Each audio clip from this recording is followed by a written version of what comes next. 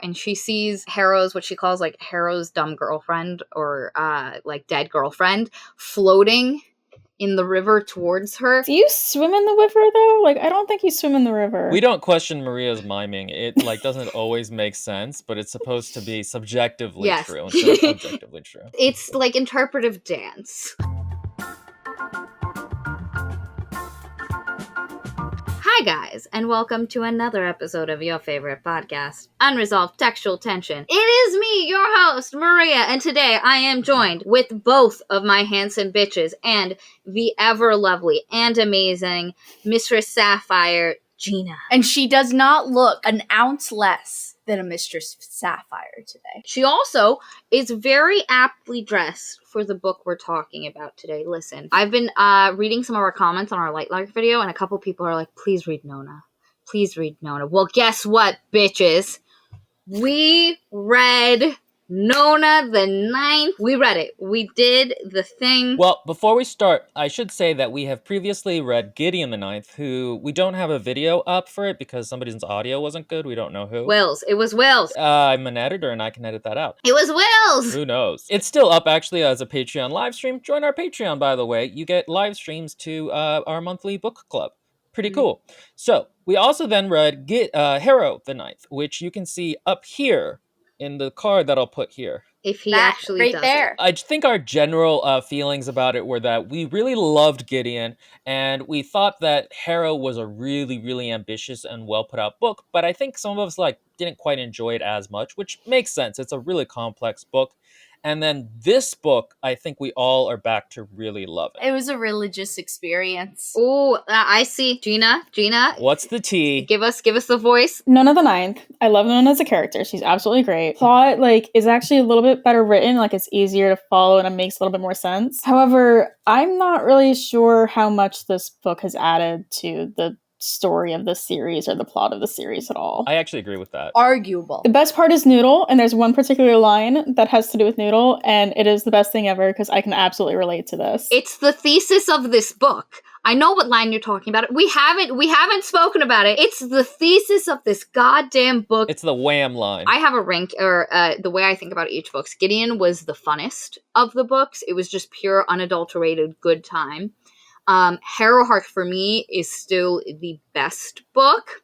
It's ambitious and masterful, and it blew my mind as far as what I thought could happen. Nona shares a special place in my heart that is so lovely and warm, and it's very emotional. It is the most, I would say, emotional of the books. But I will agree with Gina. I don't think it is actually adding a lot to the overall course of the, because if you think about from where we left off at the end of Harrow to now, nothing actually plot-wise has significantly changed. Ignore Maria completely. It's a very important part of the book. No, it is important, but plot-wise, I don't think anything fundamental has changed. I disagree. Okay, guys, so here's one quick note.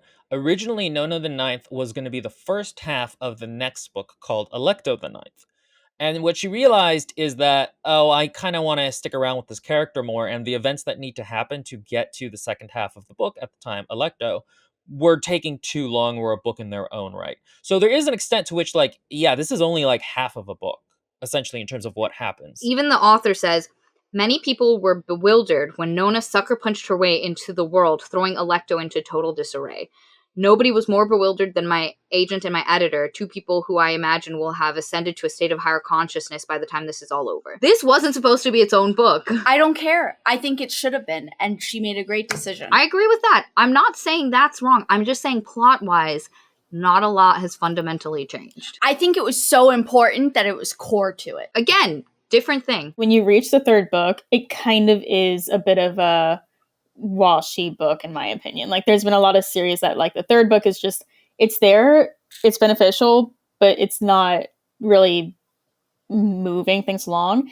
And at this point, what I really, really want is just a book about John. That's all I want at this point. I just want to know, the narrator for this book makes John's later half of this particular book is absolutely fucking amazing and wonderfully sardonic and beautiful, And I just want a book about John. The narrator, the frenzied way she reads the lines too, while still keeping John's ordinariness in it, is just masterful. It's great. I was thinking about that this morning. That narrator is like the other half of the genius. But also, I still think this plot is integral to the overall plot. There's only one specific thing that changes the status quo, and that is them getting to the tomb. Nope, I disagree. I think this should be its own book, but I think it should be a shorter book. I think a lot of the middle half is like not super necessary. Like an in-between novella almost? Yes, or in between novella. I think you could cut the first half, you could cut in half. Disagree, 100%. The way that it's written, the first half of the book actually does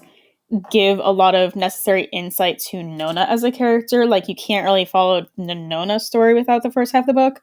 However, in the story of the Locked Tomb series, you probably could have cut that because I'm not sure how vital it is to really understand the background of Nona, who's only going to live 6 months out of the story, and we're probably going to forget about it in Alecto. I think you could have gotten everything you needed for Nona, because I very quickly, like, by chapter 5, knew who Nona was, how lovely, caring, open, wide-eyed she was. And while I enjoyed everything that happened, I can acknowledge, because subjectively I love it, I wouldn't change anything, but from an objective standpoint and looking at the overall plot of the books and, like, the series, it could have been shortened. I think it's integral. It's because of the emotional value it adds to the story. I think it deepens the importance of each emotional role. And I think without it, it would not be as rich and full and important for the decisions that are about to be made. And also, I think it's a wonderful interlude between the really intense and fast-paced, and not always fast-paced, I shouldn't say fast-paced, but in the, like, really important bam, bam, bam moments. And also, like, we got a lot of Harrow Hark, and I think Alecto is going to be important and integral enough that we should best understand her and her true essence of what she wants out of life. All of what you said is true and could be true if the book was shorter. Nothing. I agree with everything you've said.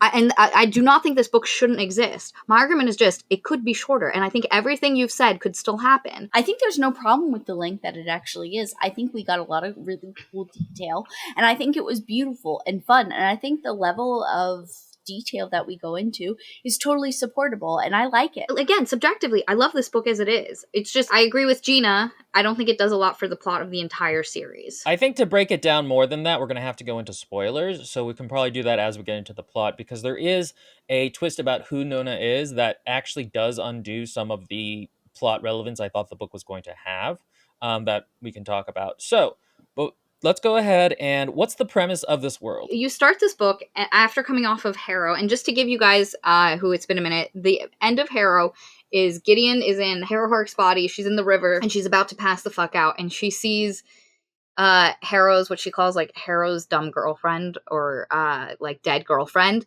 floating in the river towards her. Do you swim in the river, though? Like, I don't think you swim in the river. I think you hover, like, in space. Like, Alecto's just floating towards her, is the kind of vibe I got. We don't question Maria's miming. It, like, doesn't always make sense, but it's supposed to be subjectively true instead of objectively true. It's like interpretive dance. Yeah, exactly. This book opens, and there's 2 separate things happening. It opens with a chapter from John's point of view, and Harrow Hark, and you're not immediately aware it's Harrow, but it's told as if Harrow is watching John and he's telling her his story, how he became the Necro Lord Prime, how he became God, how the world ended. And it starts, that first chapter is just a real him telling her where he went to school, how and you discover that the world, like, there was issues happening, humanity needed to flee, Armageddon was a coming. And he, along with Mercy Morn and Augustine and a couple of other, and they don't refer to anyone by their names. It's just A-M-. And I loved it. He had to always call Anastasia the nun, because otherwise it would have been another A-. And it's about how they got to know each other, which was they were all working on a cryo project. They were working on a way to cryogenically freeze humanity so they could pack as many of them as they could on ships and fly the entirety of the planet off into space to Tau Ceti system, or a Tau Ceti, like, place where they had stuff going on. At the end of that first chapter, you find out that their funding has been pulled. Despite it going forward, despite thinking everything is fine, it's pulled, and it puts them into turmoil. And so every time you go to John's chapter, it's him picking up from where he left off with Harrow and telling the rest of the story, and you get to walk through the ruins of these old places, and it's beautiful. On the other side, you get introduced to this character named Nona, and you're like, who the fuck is Nona? And when we finished Harrowhark and we were like, okay, the next book's called Nona the Ninth, who the fuck is Nona? You basically very quickly realize that Nona has no memories from past 6 months ago.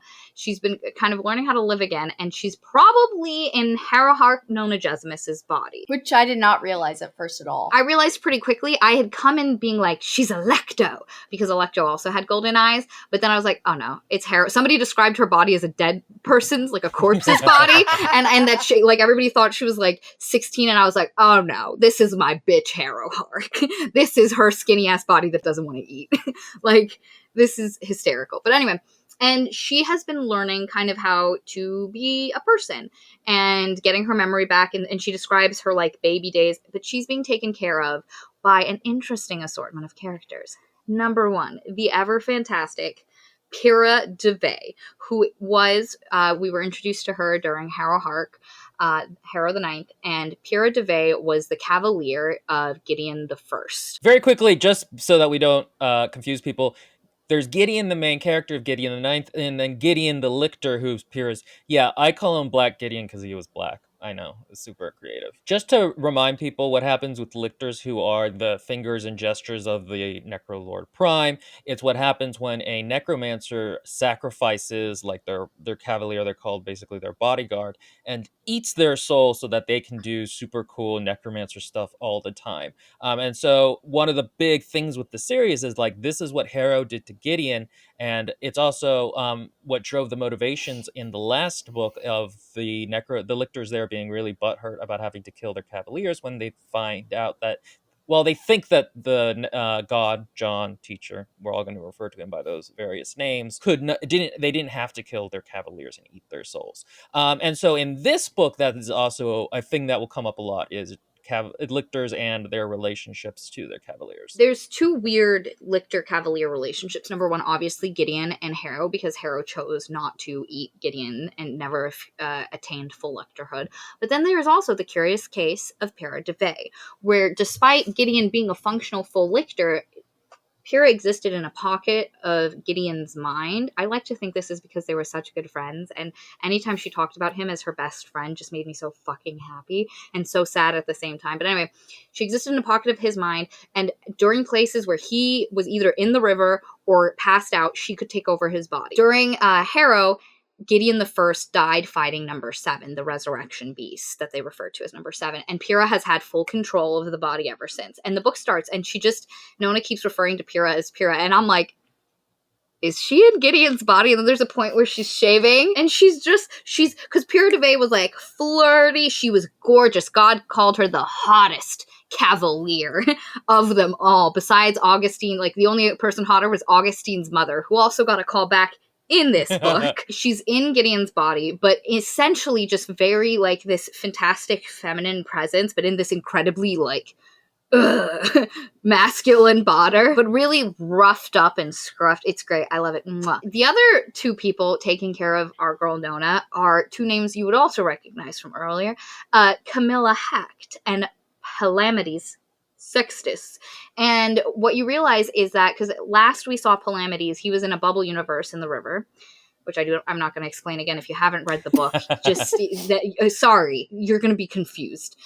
Bubble universe, and he was like, I'll figure out how to get out. Good luck. And Camilla had basically been carrying his skull around because he'd made the bubble universe and attached it to a piece of his skull. And by this book, you realize he did get out, and he is now in Camilla's brain, and not as like, again, not lictor style, but just existing. And so when she steps back from consciousness, he can step in, but only for a specific amount of time can he ever take over her body at one time without it having catastrophic effects. You hear about her talking about Palamedes, and you're like, where's like, I at first was like, Palamedes is here, and then it was Palamedes' eyes and Camilla Hecht's face, and I was like, oh, okay, this is what's happening. And it's really sad because Camilla Hecht and Palamedes do each other such a loving. Abyssals. They're so just genuinely and I don't think it's romantic, but just like platonic soulmates. They're just so... They trust each other so much. Can we just agree that the term for them should have been calamities? That would have been amazing. I loved when Ianthe called them sexed. That was great. I mean, there were so many little jokes in here, like the tour through Uranus. As always, these books are hysterical. I'm not going to spend a lot of time because a lot of this is very slice of life. It's you getting a feel for what Nona's life is like, and basically, she is 19, but doesn't have a lot of knowledge about the world. Camilla and Palamedes and Pyrrha are all taking care of her. It feels like a weird family, and then she's the little kid, even though like her and Camilla are similar in age. And they're all protective, and Nona loves everything.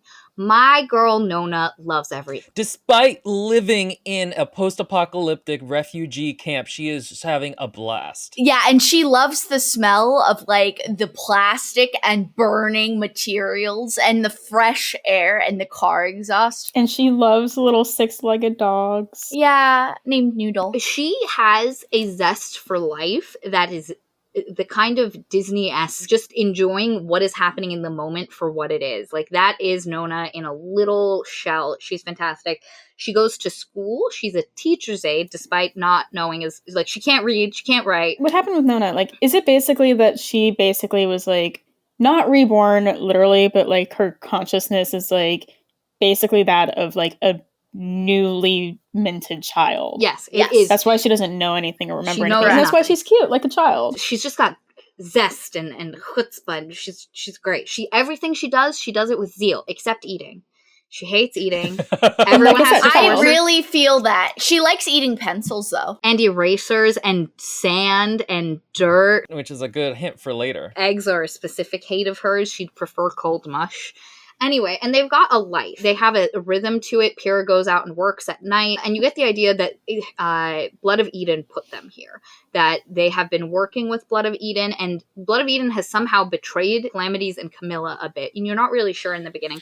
But there's a really nice rhythm to their life. Camilla and Pyrrha walk her to school every day. Then Pyrrha goes to work. Camilla drops her off at school.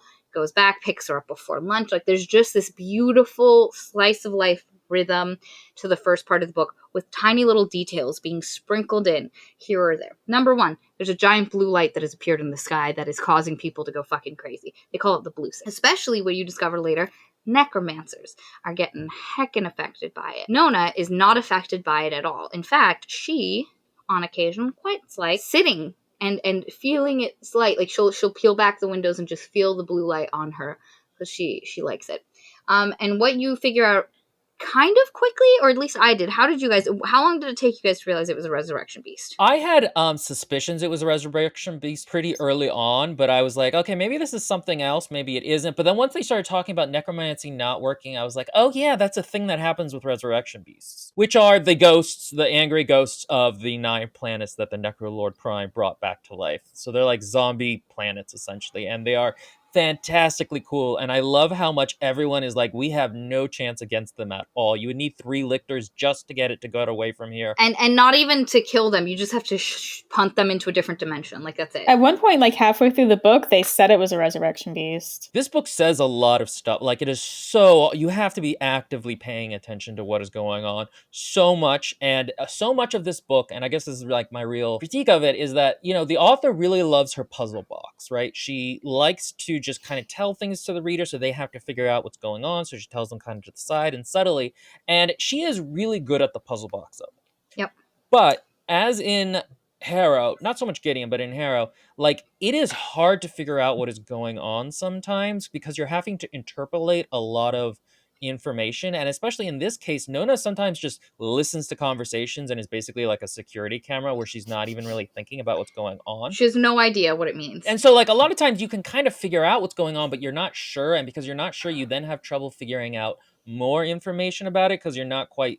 So, like, one of the things is after I finished this book, I went on Reddit and looked at all the theories people had. And now all my theories that I was mostly sure about are really firmed up. But after I finished this book, like, I don't know that I could have explained it to somebody else, even though I was correct. And one of the places that I don't think this works great is that we don't get quite an answer what happened, how Camilla and Calamity, that's their ship name, and Pyrrha got to this planet. Because last we knew, Camilla it was confusing in Harrow what was happening with Camilla, and now there's another level. Camilla flew off and was working with Blood of Eden. It was her, Crown, and Captain Deuteros in a ship. The last we saw was them punting off together. Though it was never explained how they got there from Cannon House. Oh no, Blood of Eden picked them up. Camilla, Gideon Nav's dead body, and Captain Deuteros. There is, by the way, a small little journal entry at the end of the paperback version of Gideon the Ninth that actually kind of explains it's the Captain Deutero like giving a log of what happened to them,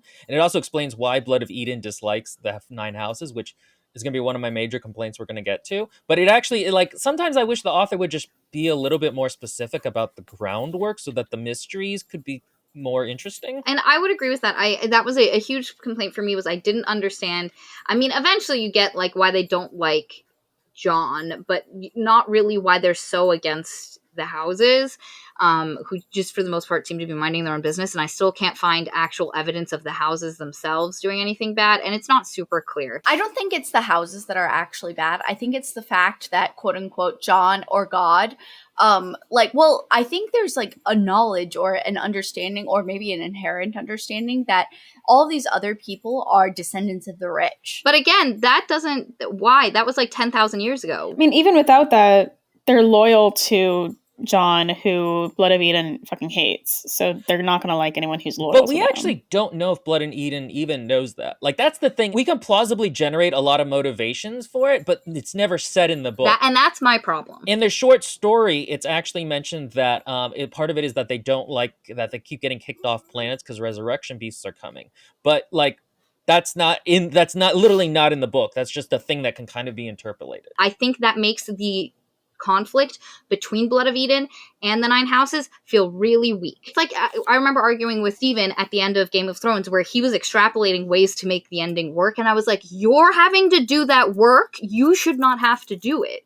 This is a fundamental conflict in this book series. And I think the other thing is, like I said, the problem is that this is background world building stuff that really should be concrete. It's not one of the big mysteries or plot reversals of the world. It actually makes those weaker because you don't understand the foundations they lied on. I 100% agree. I could see that, but I also I really personally enjoy ambiguous clues and stuff. I can understand structure wise why that's not appropriate, but I personally I don't know. I think it's a stylistic preference. It didn't take away your enjoyment. Exactly. And I think it's just a stylistic preference that some people do really well and some people do okay and some people do great and blah, blah, blah. And it's just, I think this is a choice she made that I can appreciate. So continuing with the plot, we got derailed there. This is going to take a while. Good luck us. There is a fundamental conflict between Blood of Eden, but we do learn that Blood of Eden agreed. So when Camilla got Palamedes out, he wanted to save the 6th house. And so he got the oversight board of the 6th house to come and speak with Blood of Eden. Then Blood of Eden kidnapped the oversight board and has been hiding them from Palamedes. And he's like, are they alive? Are they dead? Because there are multiple branches and factions of Blood of Eden. One of them, Merwing. I don't remember their names. There's Tessaphon, which is Captain We Suffer is Tessaphon. And then there is the Merwing, which is the other group that has been carting around. Tessaphon is the one that we mostly deal with in Captain. Okay, so this is a thing that I think is, again, an unclear world building thing, but maybe I just didn't catch it. Is it ever explained why that house wanted to leave? It's mentioned at the very end, I think, that there was some kind of an oath or something that they cared about, but why did they secede? I think it was because Palamedes realized quicker than everybody else during Canaan House that Lyctorhood was fucked up and that John was doing fucked up shit. And Camille, and I think he wanted to separate. While he's fine with the 9 houses, I think he is no longer, because he's actively trying to help kill John. And so I think that's why because he knew he was going to help in killing them. And I think he wanted to get his house out of harm's way. Why does he want to kill John, though? It's unclear is the thing. None of us have an answer. Palamedes and Camilla are trying to figure out what happened to the 6th house. Kira's off working, and there is lots of conversations happening of secret spying stuff. But a lot of time is spent with Nona at her school, where she has her gang, her group of friendlies who are absolutely fucking adorable. So her school is like a mixed class. It's kind of like old schoolhouse vibes. So you've got like older kids and younger kids. And of the kids, there is the coolest, the most badass bitch named Hot Sauce, who apparently used to be in a child soldier. She's got burns and stuff that she happily just like shows people to freak them out. It's great. I love Hot Sauce.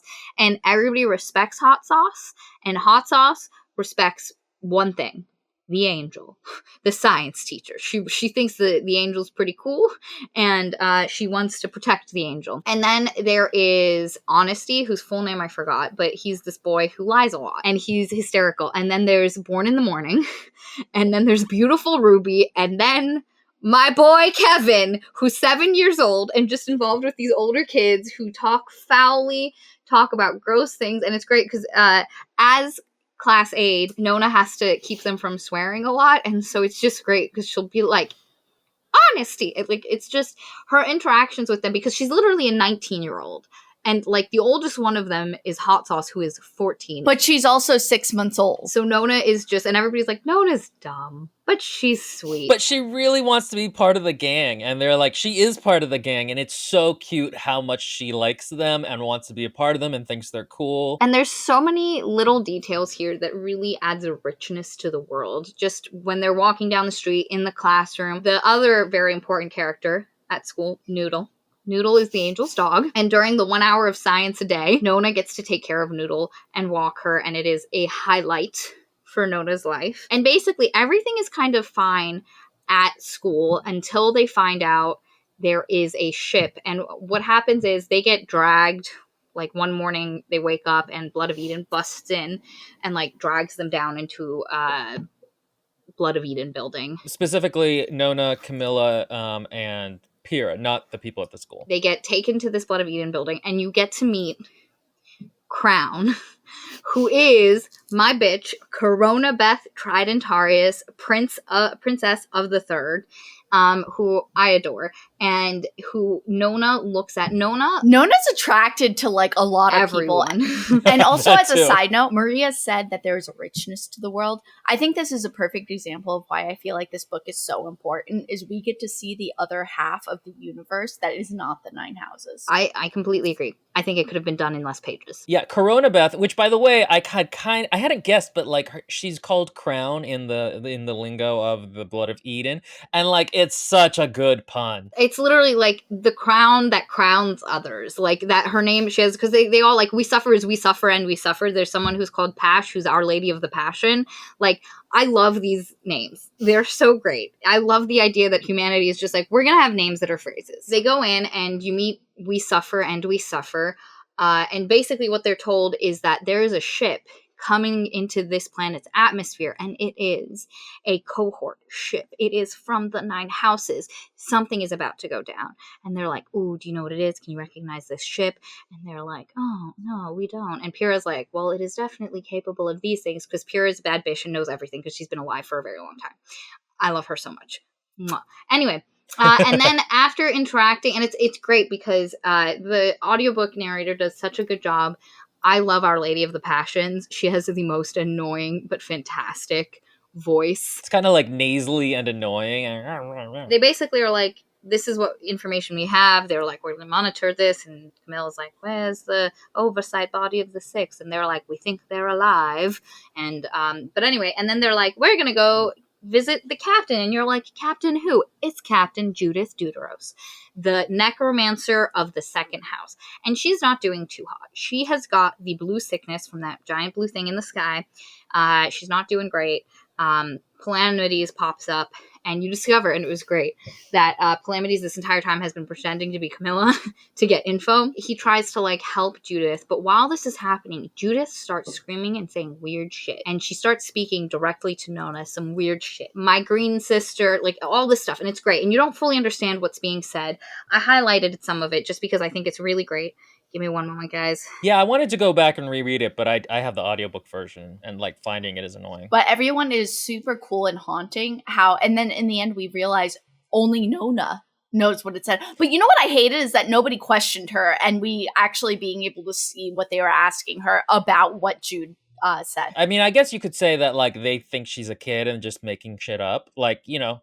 But considering they also know something weird is going on with her. By the way, I should say that Palamedes, I do like that ship name. Palamity and Camilla's and Pyrrha's theory is that she is a combination of Gideon and Harrow's soul molded together into a new person, and they need Gideon's body, because what happens is when a soul meets its original body, there's a gravity thing that happens where the soul goes back into that body, and they think that'll split the two of them apart because Nona's not doing so hot. No, that's an understatement. Anyway, so this is what Judith Deuteros says to her. She says, "Dust of my dust, such similar star salt. What they did to you, and what they wrung from you, and what shape they made you fill. We see you still. We seek you still. We murdered, we who murder. You inadvertent tool. You misused green thing. Come back to us. Take vengeance for us. We saw you. We see you. I see." That makes so much sense now. I know, doesn't it? It's so cool. And then later, Judith kind of comes back, and she has this really great part where Judith Deuteros herself is talking to who she thinks is Harrowhark, and she says, "Ninth, where is the mercy of the tomb? Where is your sword in the coffin? Who are your masters now, and who do you master? Where is my cavalier reverend daughter? Where is yours?" And then her voice rose. "Because I saw her in the waves. She was there in the gray water. I saw them all. They hurt me. Where is my hunger? I eat and eat and eat without surcease. My green thing, my green breathing thing." It's great because later, Nona's like, "What was she talking about? The green thing and the salt and the reverend daughter?" And they were like, "Nona, she didn't say anything. She was just screaming." And you're like, I gotta file that way for later. Obviously, that was important. Anyway, so Judith's not doing hot. She's dying from the blue sickness. Corona, by the way, is totally in love with her. Or very, very reliant on her. I didn't see in love, but I saw very reliant. They like literally almost say like in love. For me, I took it as it's one of the last vestiges of her old life and her new life, and just someone who has been a part this whole time. I chose to read it as hot lesbians, but okay. I mean, listen. It's authorial intent that I was able to interpolate. They load everyone back in the vehicles. They brought them to the Blood of Eden base, and they're like, "We're going to take Nona to school." And Crown drops Nona off at school, and Nona goes to school, and everybody's freaking out because there's going to be a broadcast. Also, this happened a couple of days before this, but I'm just going to mention it. Her friend Honesty does weird jobs.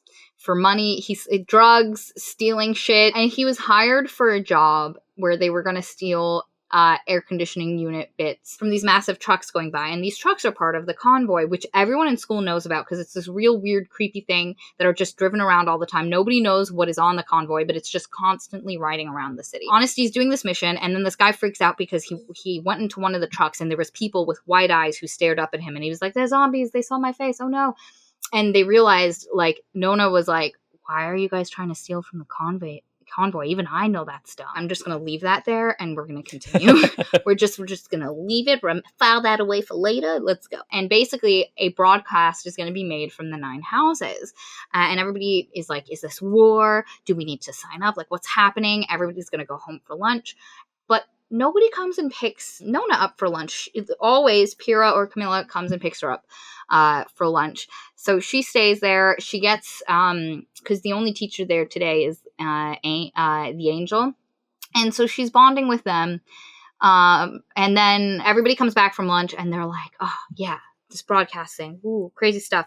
And when walking Noodle, Hot Sauce and Nona decide they're going to go to the city square, and they're going to watch the broadcast. I also want to mention that Nona's mostly persuaded to do this because she thinks it's so cool to leave a written message on Noodle's just stuff it in the collar and for it to send it. She thought that was so cool. So they go to watch the broadcast, and basically it is Ianthe Tridentarius who is puppeting fucking Nibirius. It's Babs. And you remember Babs if you read the first book. He has a beautiful coif of hair, which his dead body still maintains. But Ianthe doesn't do it the right way, as Corona Beth tells her. She doesn't use pomade. Ianthe is beyond a bamf. She is such a great character. I love also the way the voice actress Ianthe and Corona Beth both have similar voices, but they're different. And there's one point where it's just dialogue without dialogue tags, and you can tell in the audiobook who it is by the voice. And so Ianthe shows up and is like, kind of bitchy to everyone, and basically is like, you need to give up the Camilla and Palamedes, essentially. In the broadcast, she's just like, give us Yeah. everyone from the house. And then she's also like, and this message is also being delivered by, and she pans over to the corpse-like visage of who? Gideon Mav, whose name now is Kiriona Gaia. Oh, how on the nose is that? Who is announced to be the daughter of God. Watching this, Nona is like, that's one of the faces from my dream, because she keeps dreaming of the saltwater pool experience with Harrow and Gideon. And everybody thinks like she's being made to record these every morning when she wakes up to try to figure out who the fuck she is. Like, is she Harrow? Is she Gideon? Which one? And she was like, oh, that's the girl from my dream. So then they go back to school. Or no, they're running away. Shit goes down. Like, stuff is bad. And the angel in a armored truck sees them, scoops them up, and is like, what the fuck did you guys do? And she's great. I love the angel's voice and the way she speaks. She's got a really great vibe to her. By the way, this is about halfway through the book. Like, there is a large section of this book that is just slice of life that we went past, and then this is where... And now plot's gonna actually happen. Towards the end of the slice of life portion, I started getting a little annoyed that Nona couldn't really interact with the plot too much because she was, like, essentially too dumb. She's childlike. But once the plot actually started kicking in, I didn't mind too much. Part of it is that I talked in Gideon and then in Harrow about how Muir's, the author's characters, have like this weird lack of interiority in a certain way, and I couldn't quite put my finger on it then, but having done a bunch of critiqued a bunch of submissions from our Patreon, which, by the way, you guys should go join. I offer personalized critiques. I realized what it is, which is that on the one hand, the characters do have a lot of emotions and they have a lot of sensory details, which make them feel very real. But there's very few thoughts where they actually think through their motivations. One of the things that I actually kind of annoys me about Naomi Novik's writing is that sometimes her characters sit around and think about why they do things a little bit too much. But here, that doesn't happen at all. Characters never really think about what they're doing. Nona does it a little bit more than the others. Yes. And it also feels more normal for Nona to be a blank slate because she is childlike. And doesn't really understand what's going on. But this is one of the reasons the other characters almost always feel more real than the characters whose viewpoint you're in, to me anyway. I would say in this novel, it's a stronger usage of that. I mean, I think it might even be a fault in the previous ones, but no, it is a fault. Will and I both agreed on that in the first book. But in this one, it works really well. It's because it makes things really mysterious. And I think it's a really big, important impact that really, really shows you in a very subtle way when she finally makes her own choices and acquires some agency, but not much. I thought Harrowhark had the most interiority because there was a lot of Harrowhark thinking about what she was going to do and how she was going to do certain things. What I will say, I think Muir partially does this to keep shit secret from us. So, like, there was that whole scene where in the last book, Harrowhark poisoned the soup, and at no point was she like, ah, yes, I shall put marrow from my thigh bone into the soup, and then, and she surprised us that way, and that was a great scene. We all loved it. Similarly, in this book, something that is being actively hidden from the reader is that Nona knows that she's dying. Like, not just sick, but that she is dying and she doesn't have a lot of time left. It's part of the reason why, and we haven't mentioned this, but Nona's about to be 6 months and she wants a 6-month birthday party real badly. The book opens. Nona, by the way, is like totally okay with dying. Yes. She's like, oh, I know other people are going to be upset, but I'm looking forward to it. The angel picks him up. The angel takes Nona to her building, which is apparently like a really scary place. The building she lives in is known to be a really rough part of town, and people are always surprised, but she gets taken to the building. She comes in and she sees Camilla, and Camilla is so relieved to see her, and she bursts in and she's like, I'm alive, I'm safe, you can stop worrying now. Nona's so cute. She's so fucking cute. She's so earnest and adorable. I love her so much. She's like, where's Pyrrha? And then Camilla's like, no, Pyrrha left to pick you up from school at lunchtime. This is our personal Noodle. Yes, it is. She's the right kind of color, too. She's missing 2 arboreal legs, and so Pyrrha's missing, and everybody's, like, very upset that Pyrrha's missing. At this point, we also get, because Camilla is so busy, and she's like, okay, record your own dream. And so Nona doesn't know how to work the tape recorder, but doesn't want to disappoint her. So she ends up hearing a conversation that Camilla had with Palamedes, where they keep switching back and forth the bodies and recording their dialogue to each other. So it's like, she says something, stops the recording. He goes back and listens to it a second later and then says it. And guys, I ship Camilla and Palamedes so hard, and it's such a tragic love that they're both in the same body and one of them's killing the other, and they can't interact, and yet they're so in love. I completely agree, Will. It's the best thing ever. It's so sweet. It's so cute. There's this beautiful moment where Pyrrha kind of yells at them, because you're only shown it once, but once upon a time, they used to let Nona go to the beach a lot and swim in the salty water at night. Some cops came and confronted Camilla.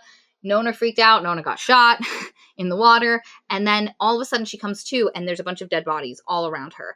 And you realize that Camilla and Palamedes at some points can be in this body at the same time. And it has terrible effects on Camilla's body. Like, she just starts eking blood from all of her fucking pores. Pyrrha says, you have to stop doing that. It is so fucking dangerous. You're basically eating her. And Camilla's like, he's basically eating you. And Camilla's like, but we're so happy. Like, we're happy then, because they get to be together at the same time. And it's so, just take my heart and rip it up into pieces and throw it away. Muir, you fucking jerk. She's like, can I go to school today? And Cam's like, you don't let me go. Palamedes wants to thank your teacher for bringing you home safe last night. So they go to school, and Camilla gets to meet the angel, and Palamedes gets to meet the angel. And at first, everything is fine, but then it starts getting a little tense. The power goes out. The teacher mentions that she'd been on this other planet where bad shit was happening. And Palamedes ends up asking her, also Hot Sauce is there, by the way. Palamedes ends up asking her, like, did a necromancer ever do anything to you? And she's immediately like, how the fuck do you know that, buddy? And then there's this tension, because Nona's not really sure what's going on, but you know that they have now identified each other as people on opposite ends of this battleground. Also, Nona had ended up sketching something that the teacher was like, what the hell is this? And by the way, what it is I think on Reddit they said it's either a hippopotamus or an elephant. Like, it's a pre-resurrection animal that she only knows about, like, very vaguely, but there's no way Nona would have been able to see it. And so there's this very tense moment of them being like, the teacher being like, who the fuck is Nona? And she keeps asking Nona to go into the kitchen with Noodle, and Nona's like, no thanks, I think I'll stay here.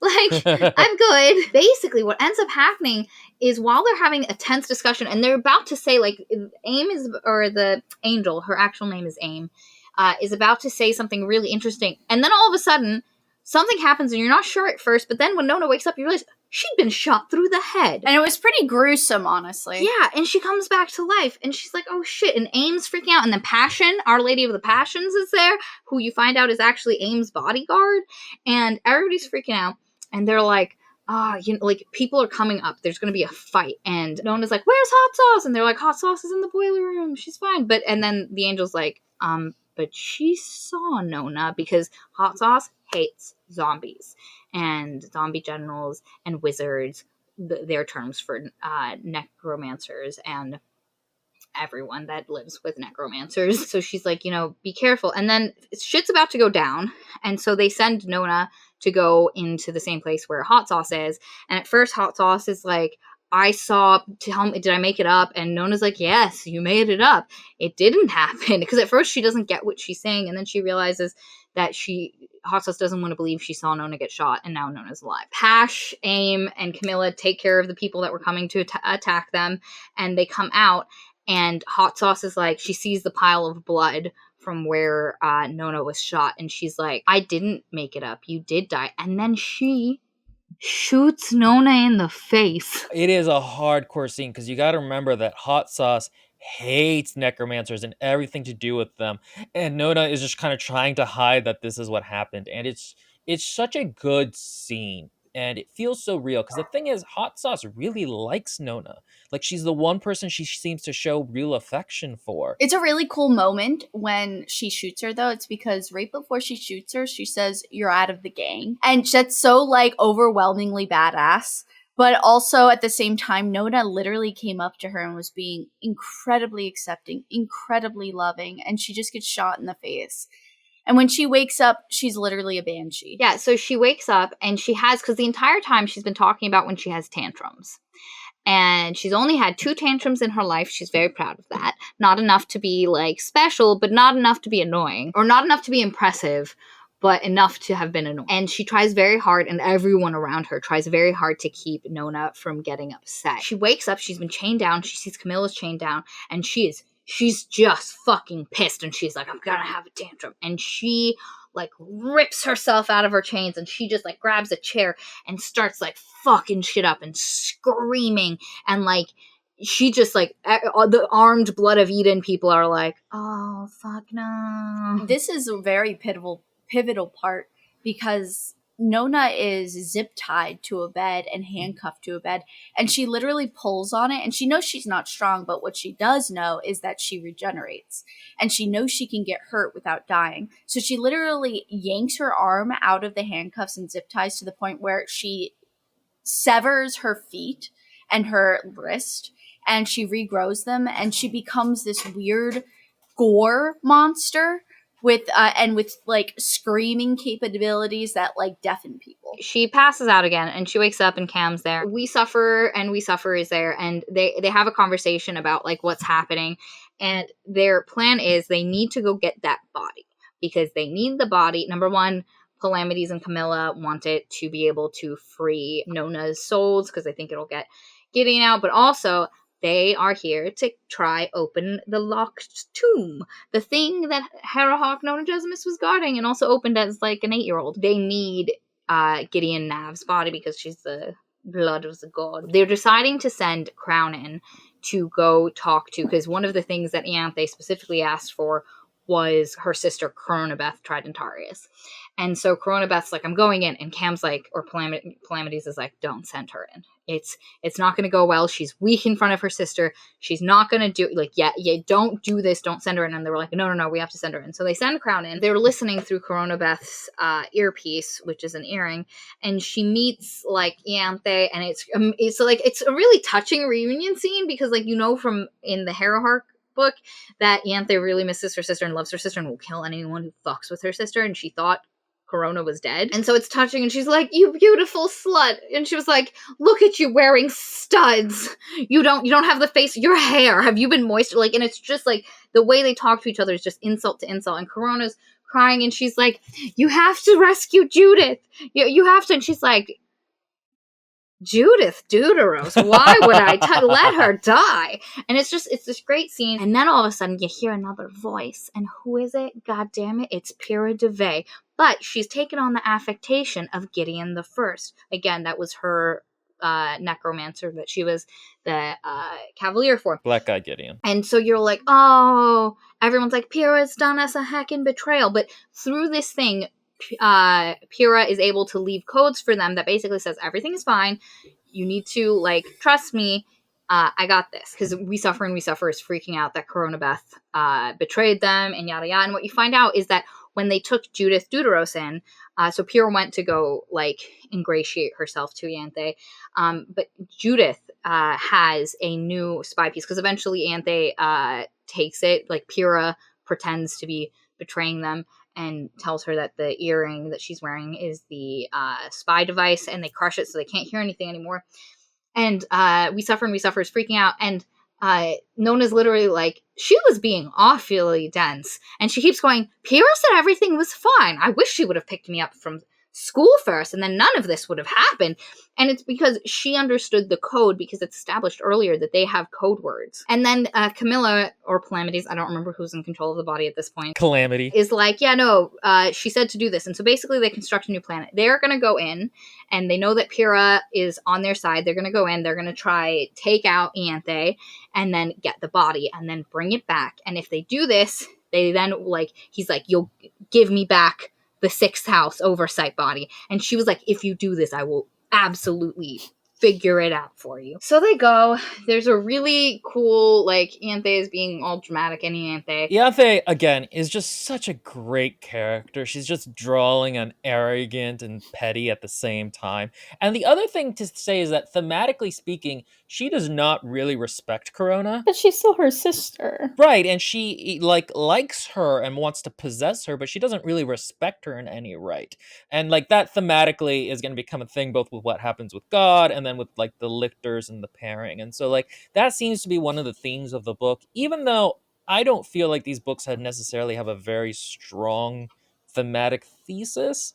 But that is definitely one thing the author is working with. I will argue this book does have a very strong thesis, and there's like 2 or 3 different things that lead me to that, but we'll talk about that at the end. Camilla basically challenges Ianthe to a classic duel, and she's like, there's no way you're going to beat me. I have necromantic powers, and I have Babs's cavalierness, plus I've been training for ages. You're going to die. And she's like, okay, I challenge you to a classic. Only cavalier. Only, like, sword stuff. Nothing else.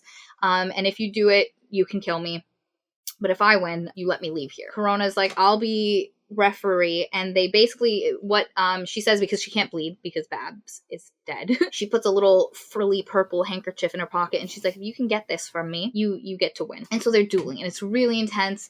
Cam is doing great, she's doing, and all of a sudden she like sticks Cam through the middle, like just stabs her through the middle. And as it happens, Cam goes, like, basically says, like, battle to the 6th. And Ianthe's like, what do you mean? And then boom, she passes out. And what you realize, what's been happening while this physical battle has been happening, distracting Ianthe, is Palamedes has been fighting with mental necromantic powers with Ianthe's control on Babs. Because Ianthe can't actually come down to the planet. If she does, she's going to get fucked because of the resurrection beast flying high in the sky. So she had to send down a revenant, her controlling Babs's body. And she has some necromantic power, but limited because of this. And so Palamedes is able to fight her and beat her out of Babs's body. And so there's this beautiful moment where Camilla's on the ground, and like Ianthe's Babs comes up and is like talking to her, and then he goes like, won't you look at me, Cam? Like, he says, it's so fucking gorgeous, and you realize, oh my god, it's Palamedes. And then they put their little heads together, and you're like, oh my god, this is the first time they've been able to look at each other in fucking ages. Jesus. Or he says, you carried me. You carried me and you believed me, and now you carry me still. Like, and it's just... Oh, I couldn't. It's so just everything. They are the perfect relationship. I don't care what you can define that relationship as. They are the perfect relationship. He's like, I can probably keep Ianthe out of this body for an hour. We need to go find the other body, make sure she doesn't hop into that, and get the fuck out of here. Pyrrha and Nona go to find the body. There's a really fucked up scene where there's a blood ward around the door leading to where Gideon's body is. And Nona has such incredible regenerative powers that she can overpower the blood ward, where it would have to work so hard it would just basically fall apart. And how she does that is she literally has to stick her hand through it. And it is the same spell or the same ward that Mercy Morn used to use to just explode people into dust, like into a fine mist of red. And so she has to stick her hand, and it like explodes, but then her hand starts like extra regenerating, and then it's like 2 hands, and it's like it's just this monstrous thing. What does she find inside the room? She finds Gideon's dead body. And the thing is, she doesn't move into her. But for a moment you're like, or her soul doesn't separate into her, but for a moment you're like, you think they are, because she leans forward and she kisses Gideon. And Gideon's eyes open. And look vaguely horrified. But she still looks dead. And then Pyrrha comes in, Gideon's eyes close, and Pyrrha's like, what are we doing? And she's like, that is private! Like, in the entire, there's a later point where she tells someone, and she was like, Pyrrha, private information! Like, it's just, she's so cute. Like, there's super serious stuff happening, and she's just indignant that Pyrrha is telling about her kissing. Because, like, she was like, how was it? And she was like, Pyrrha, that's private. Like, it's just... There was one point where she was asking everybody what they thought sexy was, which was hilarious. And like, she asked like, hey Camilla, what does Palamedes think is sexy? And she goes like, homework or something. And a hard worker. And then she asked Palamedes, and Palamedes is like, oh, nurses' outfits. And she's really indignant that Camilla lied to her. When Pyrrha asks her what she thinks is sexy, she's like, that billboard for those flowers. And she's like, there's only flowers on it, Nona. And she was like, they're sexy flowers. Which makes so much sense in hindsight. Yes, so much sense. But and it's funny because later she's talking about it, and she was like, they were sexy, like those sexy flowers on the bill. Like, it just... Also, so she funny. refers to everything sexual as the hand and mouth thing. And it's really just kid-like and adorable. They grab the body and they look, and it has the wounds on, like, the slit throat and that giant wound through the middle from where she spiked herself on that fence. And so they take her back and they're like, okay, so nothing happened with Nona. She's still dead. And then he's like, let me try get a vial of blood to see if that works. And he's about to, like, stick the body, like, in the thigh with a vial of blood. And Gideon, like, jackknifes up and is like, get your hand, if that's how you get into someone's pants, sex. And she calls him sex something, and I forgot what it is, but it was very funny. And it's basically Gideon animating this dead body, and you're like, what the fuck? And basically what you discover, Gideon's body had been discovered by the blood of Eden somehow, which is not explained at all. Gideon's body was taken back to God, and he put Gideon's soul back in it, and it didn't make her alive, even though he has the ability to, which I'm not positive he does. We find out he can do some really strong stuff later on in the book, but I'm not actually sure he has the power to. No, because remember, he resurrected. Anastasia died. Everyone died. He literally remade their bodies and put their souls back in it. Earlier in the book, he was saying that he didn't know how to, like, undo death, but towards the end of the book, you realize that he does. Like, he learned how to do it. And everybody else is kind of confused about this as well. Like, why didn't he just... I feel like it was probably for control, because, like, she is his daughter, and probably the best chance for actually being able to kill him, other than, like, Alecto. Gideon is still her sassy self, but there is a sharpness, a real... acerbic. She's a jackass. Gideon. Well, no, but since we're not in her head, it's even more jackass. For me, she felt extra like not just because she was always funny, but in this, she's very biting. Like there was like an acid to her, and what it is, because there's this point where everybody's interacting with her, and Nona's looking at her, and Nona's like, I don't like Kiriona Gaia, and then she's like, but nobody else could see it, but she could see it. She had never seen someone so sad. Someone so sad and so depressed in her life.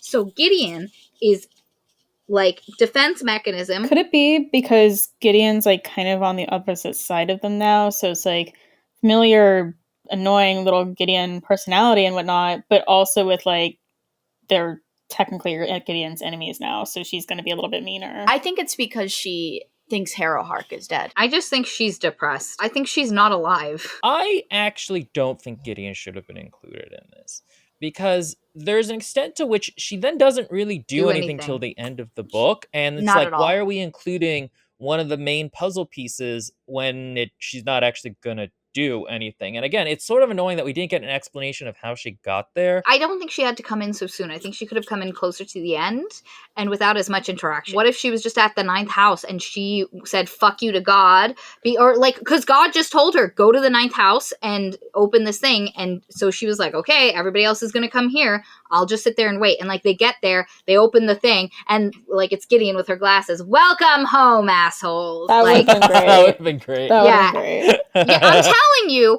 it could have been done differently. I thought she was the weakest usage of a character. And especially for someone we all very much love. I didn't love her as much in this book. But for me, it was because she just felt so fucking like when people are in such a bad place, they are the harshest and sometimes the not loveliest version. And this is really the first time we've been out of Gideon's head and have seen her interact. And I mean, this is also a good time to mention that I thought the portion before this and then this portion and then a little bit of the portion after this, I thought was too convoluted with the whole like Blood of Eden versus Ianthe versus what they're going to do next. Like, it's a lot of plot and it's all very well written, but it doesn't... And none of it matters. Yeah, that's kind of the problem. And that's the thing, because they've never established the actual issue between Blood of Eden and the Nine Houses, it literally doesn't, because like the actual thing is about the Locked Tomb and trying to kill John. I would agree that is a fault in this book, and that should have been another primary purpose.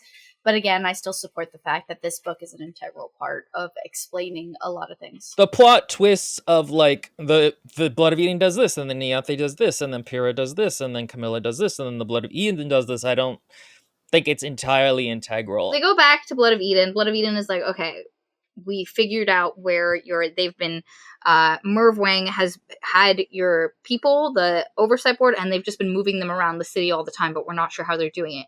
And Nona's like, oh, that's the convoy. And they're like, what? And they were like, everybody knows about the convoy. It's just those giant trucks just driving around all the time. And then she's like, also, I had a friend who recently saw where they were, and then he got hit by something. And they're like, The one relevant piece of plot device that Nona contributes. like all of her interactions with the school kids gave us this. It's actually extremely elegant, because the thing that sometimes authors have problems with is they'll introduce something that broadens the character or tells you more about them, but then doesn't tie back in terms of plot. But this does tie in, and it makes the whole kid subplot actually make sense in terms of the arc of the novel, and like it lets Nona contribute. And we get that great interaction between like when Nona goes back to like get the information, and then Hot Sauce like has to like accept her. She has to go and get the information from Honesty, who Hot Sauce is with. She's like, can I be back in the gang? And Hot Sauce is like, okay, you're back in the gang. She regrets shooting her. I love you, Nona. It's such a great capstone to that whole plot line with the kids, and it really went somewhere, and I loved it so much. And because, like, here's the thing. I loved the kids stuff, and I would never get rid of it, but there was a point where I was like, how the fuck is this going to connect back to the actual plot? Yeah. Like, how are you going to do this, Muir? And part of it was by making Aim, who was the angel, who is part of Blood of Eden, one of the teachers. I was just like, but there's so much time spent on these kids. How are we gonna... And she does it, and it's beautiful, and it's absolutely masterful, and it's such a good scene. Anyway, they go, they get the convoy. Once they get the convoy, Palamedes starts talking real weird, and Camilla ain't doing too hot. Because, again, she was stabbed through the middle. And he was like, okay, we're gonna take the convoy truck. And Pierre's like, but how are we gonna get... Because he was like, we're going to the 9 houses. And what you realize is that the resurrection beast is dropping down heralds. Like, these goopy, like... blobs of blue stuff that have the heralds in them. And if you remember from the last book, the heralds are the like buggy weird creatures that fight people, and it's so like the resurrection beast is gonna eat the planet now, and everybody's like, oh shit, we're running out of time. And Palamedes is just smiling, and he's like, nope, we're gonna go to the 9th house. And Pierre's like, how the fuck are we going to get to the 9th house, Palamedes? And he's like, we're going in the river. And she was like, I don't think there's even a lictor who could get us there, and God could do it. And we don't even have a lictor. We don't have a functional lictor. What the fuck are you doing, Palamedes? You're gonna get us all killed. And she was like, please don't do this. I've seen it go wrong. Please just don't do it. And he's like, I'm not doing what you think I'm doing. And she's like, whatever you think you're doing, don't do it. He goes to like Camilla, and they're sitting across from each other, and he's like, listen, if you say not to do this, we don't have to do this. Like, we will continue as we have been. I'm absolutely okay with this, but will you do this with me, Cam? And she's like, yes, absolutely. And she goes, life is too short and love is too long. And you're like, what is happening? And so he takes a knife, and there's this like powdery stuff in the knife, and he gives it to Cam to eat. And then he breaks open the knife, but something happens, and Camilla's body bursts into white hot flames, just erupts. Insanity. Nona is watching it, and she's like, she never thought you could die from watching something, but if you could die from watching something, this would be. And she just watches as she can smell the burnt human flesh smell. And eventually the flames die down, and what pops out from the flames is Camilla's body. Perfect. Way paler than it had been earlier. And then she looks at it, but it's not Camilla. It's Camilla's face, but it's not Camilla. And it's Camilla's movements and Palamedes' movements, but it's neither. And what you realize is the two of them have joined their souls together and become one new soul. And Nona's very upset, because two of the people she just loved have disappeared. I also was very upset by this, and I don't like it. Because I don't like it either. You're losing two characters to be merged together, and it's like, I just don't love it, because now it's a new person, you don't know who it is. And also, I think the pinnacle of a relationship being merging together is a little bit weird. Like this, it's sort of implied that this is the perfect Lyctorhood, what everyone else was striving for, but I don't think that's perfect, just to lose your identity to become one. It's the perfect Lyctorhood, not necessarily the perfect goal in life. Well, so I don't like that as an ending to them. I wanted them to be together, not literally the same person. This is still the book that it is. Agreed. I think it's a really wonderful synthesis, though, of a plot that we've kind of put in the background at this point. And I don't like Paul, aka Palamedes.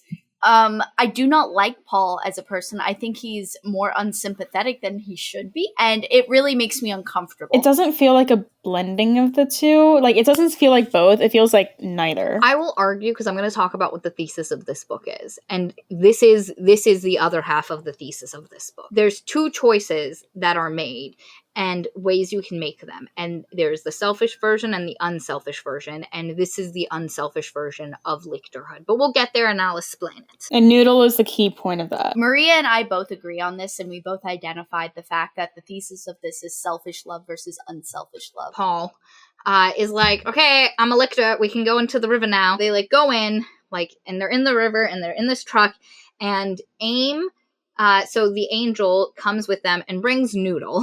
And so Our Lady of the Passions has to come, which is hysterical. I love her. Anytime she's in something that is not her element, she's great. What's been happening with John is, like I said, John, they had the plan, the cryo plan to get humanity out all at once, and they pull their money.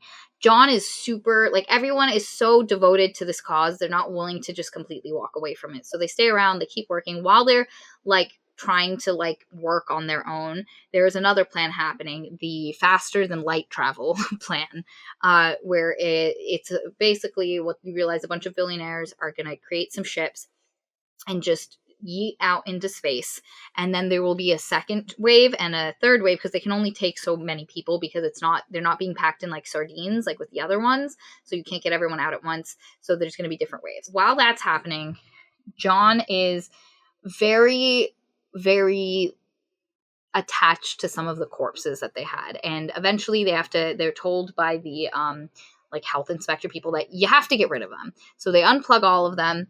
And what they realize is two that he was very fond of and he spoke to, and he started calling them in his head Ulysses and Titania, aren't decomposing. They're just not. And they start experimenting. Like, if we drop them in a well, if we burn them, like what happened? Nothing. Their internal temperature stays the same. They're not decomposing. And they're like, what the heck? Mercy Morn is kind of freaking out. Everyone's freaking out. And just as, like, so that way you guys can picture kind of the environment and the world that they live in, it's essentially our world, but maybe a few years in the future. The climate crisis has been a thing, but there's still the internet. And like Instagram and they reference, what was it? Streaming. Coke Zero. At one point, someone's like, are you on Coke? Mercy Morn says to him, and he's like, yeah, Coke Zero. And she's like, eh.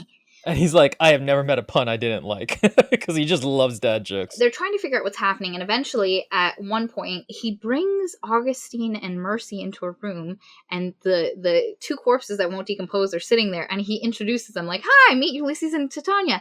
And then he makes them wave. But he's standing on the opposite end of the room. Mercy Morn does a heckin' freak out, and it's basically, this is the start. This is how the necromancy started. He just could control these bodies, and eventually he discovers he can do things with them and make them do other things and puppet them around.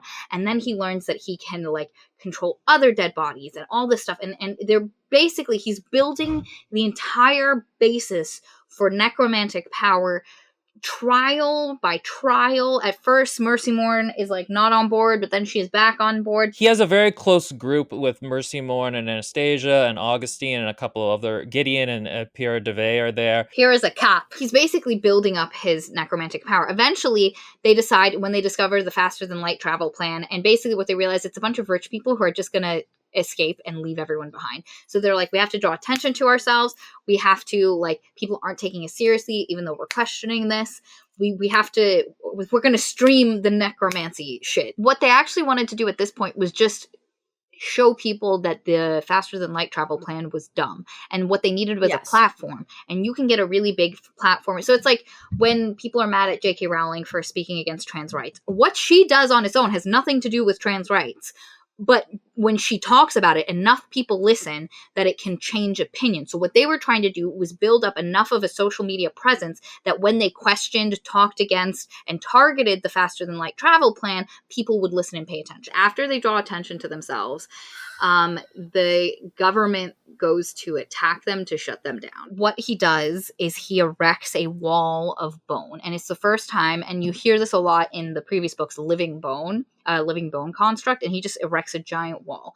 And he used a bunch of cattle. He was like, I wasn't inhumane. I didn't use people or anyone, but there was some butcher cows in a field nearby, and I used them and I made a wall. And he was like, Nobody could ever forget it. And it's so funny because it's like, cows have feelings. Cows like sunsets. Cows recognize other cows. And it just comes back over and over again. It's a great shorthand for like the criticism against him that he feels, and especially in the latter half of the book where his point of view is becoming increasingly frenzied in how he's describing this to Harrow. He'll just repeat it, and it's like it's a really nice rhetorical strategy or technique. They're having such a hard time convincing people to listen to them that and everybody just keeps calling him a cult leader. And again, he's been trying so hard to be scientific, to focus on the facts, to publish journal articles. Like, he's trying to go about it the right way.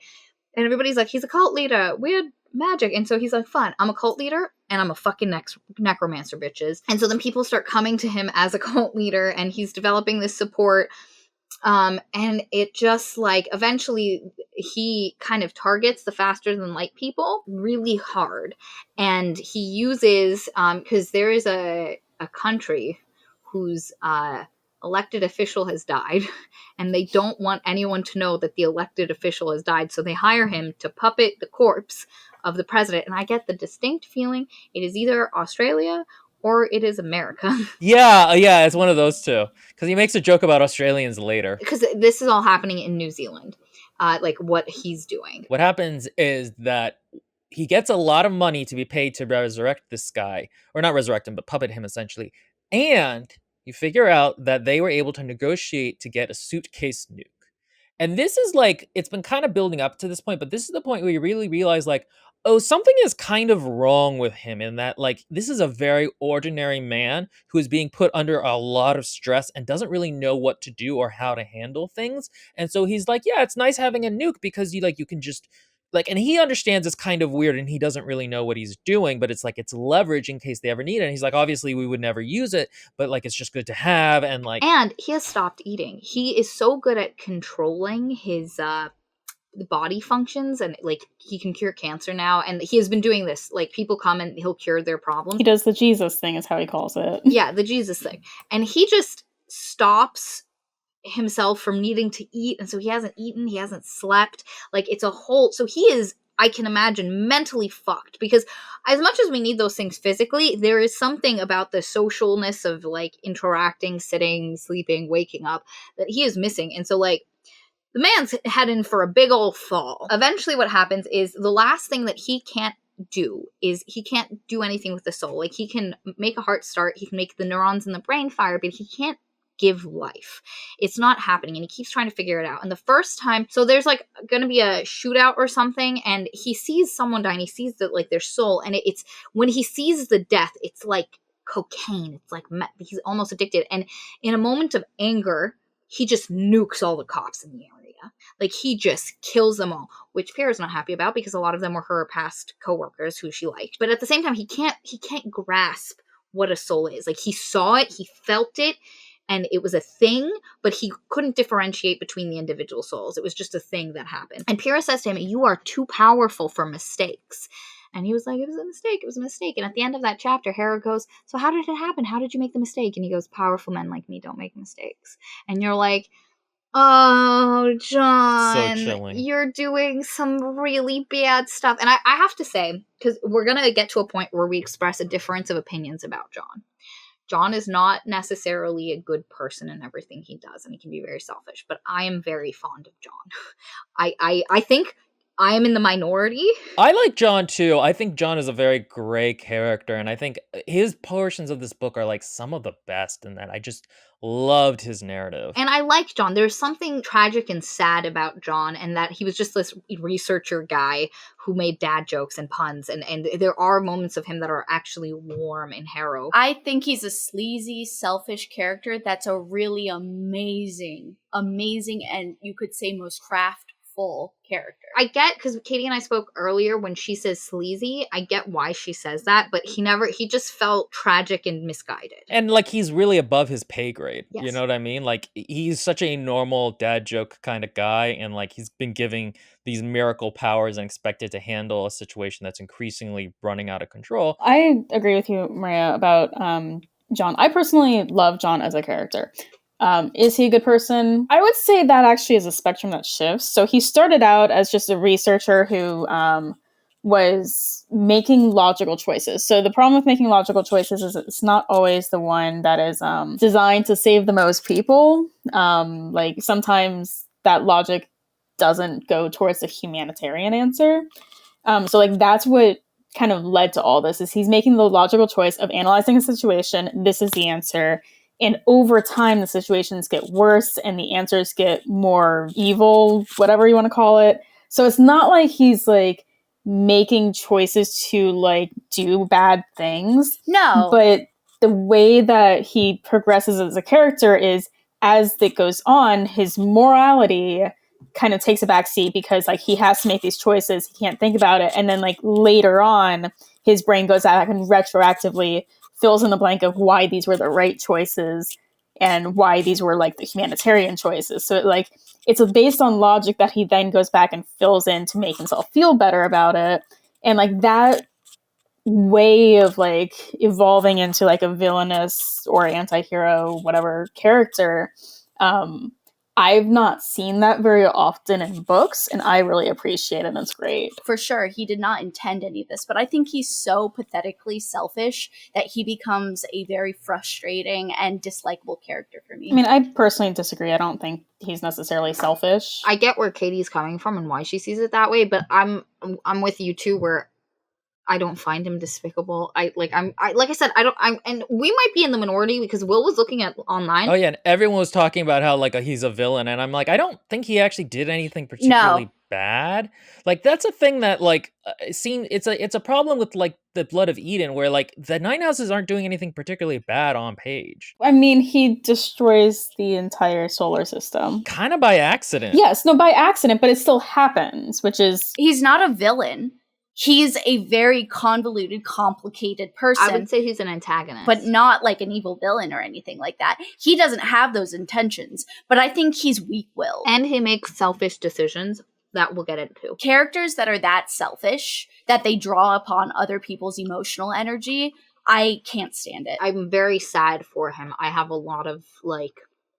Especially when you hear Ianthe talk about how, like, we have to be there. If we aren't there, then he can just be sad and wallowing and lonely. She calls Pyrrha de Vey, are you another one of his duplicitous sluts? Yeah.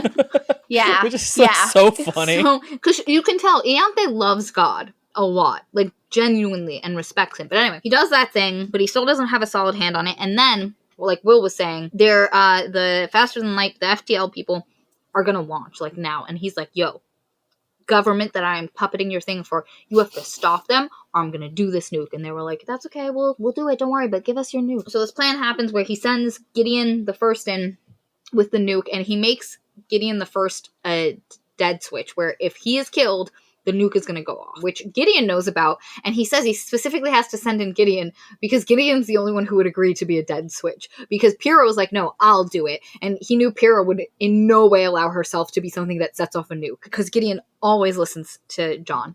And so while that's happening, they start, like, people come, the cultists that are surrounding their compound have decided they're switching sides. And so now they're getting attacked. And this was right when I think Cassiopeia and someone else were getting married. And then at one point, Cassiopeia is yelling at him for sending in a dead switch. And she was like, I was just the best man at your wedding. And she was like, that has nothing to do with it. It's great because you really feel the interpersonal relationships in these little moments. And how it's all getting jumbled in the way he talks about it too is great. John comes to this like questioning of like what relationships mean, and I really felt that super keenly.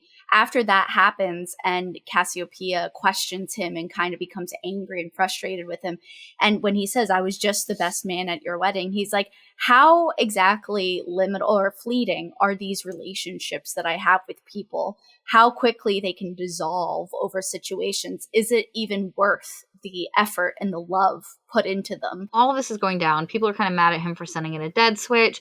Shit's going down. People are attacking. He's trying to, like, hold them off. Basically, what ends up happening is he is locked in his room, and he's like, he still hasn't solved the soul problem, you know? And Anastasia, who's a nun, and she comes at this, and she's the one who, like, compares him to, like, Jesus and stuff. Anyway, she comes to him and she goes, you still haven't figured out the soul thing, right? And she's got a gun. She's got Pyrrha's gun.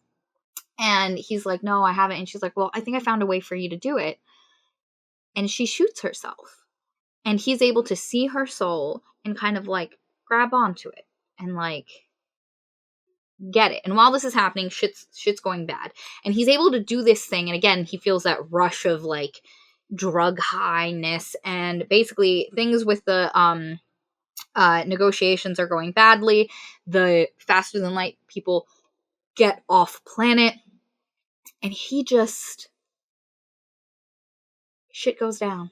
The nuke is blown, and then everybody starts setting off nukes, and they're setting off nukes in the hope that other people wouldn't have done them, but they're doing it, and the planet just dies and is dying around him. And so what he does is he tries to, as quickly as he can, as these nukes are going off, kill as many people before they can literally be melted by a nuke, and just kind of just like end them peacefully. And he's just grabbing all of these souls, and then like there's the planetary death.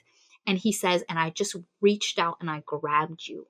And I tried like a child trying to like suck their thumb after I tried swallowing you. I tried fitting you in my mouth and I couldn't. And eventually he mixes up with this thing that he has grabbed. And he separates it into 2 bits. And then he puts himself and the bit of this other thing in him. And he makes a body from blood, dirt, what's around him, and he makes a body fashioned after a fucking Barbie doll that he loved when he was a kid, and he fashions a body, and he puts the soul, what is this other massive thing, and he puts it in, because he couldn't fit all of it. It was so big he couldn't fit all of it into himself, so he had to split it into a separate thing that has part of him in it as well, and he puts it into a body, and it says to him, like, I chose you, and this is what you did. And then, like, at the end, she says, I love you. And he's like, you always say that. And you realize in that moment, that is how Alecto was created. He talks about Alecto being the first body he's actually able to put his soul into in Harrowhark. And you think that it's someone he knew beforehand. So this entire time, I'm like, where the fuck's Alecto? This whole time. And you think the you, but you're like, who is this you? Alecto is the soul of the fucking planet, because while he's talking about this, he kills like a bunch of other planets because he's trying to get those ships, and as they're careening off, like Mars is going, all these other, he tries to get Jupiter, all of these things, he just nukes them all, but he's only able to grab the planet soul of Earth, and the rest go, and those ships escape him, but the rest are all killed. And he says like, and you realize, oh my god, she, as the soul of this planet, is a resurrection beast. But she's a resurrection beast who has been given a body, who has been made living. And those other ones are the same as her. They just don't have a body. They weren't given an actual soul to interact with people with. And it is just fucking mind-blowing. You are like, holy shitballs. And the way he describes it is so beautiful, because he's like making her, and she made him by giving him, because this whole time you're like, he just got powers, why was he the one dude? And it's because she picked him and he picked her, and like he tried the whole thing. I loved it so much, and especially the way it was described. And then he talks about how, because this whole time they've been walking through this post-apocalypse world, and they've reached the bunker where all this shit went down, and he originally died and his friends died. And he talks about how this is because he's talking to Harrow as the memory of Alecto, that like this is where he's gonna bring them all back, all of them, all of the people that. And I wish I had reread this, I didn't get a chance, because he's also talks very vindictively about the people who, these trillionaires, and the people who he tried to help him, he couldn't. And he's like, and even his friends, he talks about how he's going to bring them back, but he's not going to give them the memories of what happened at the very end, of how the Earth died, because they would just not accept him. They would hate him for it.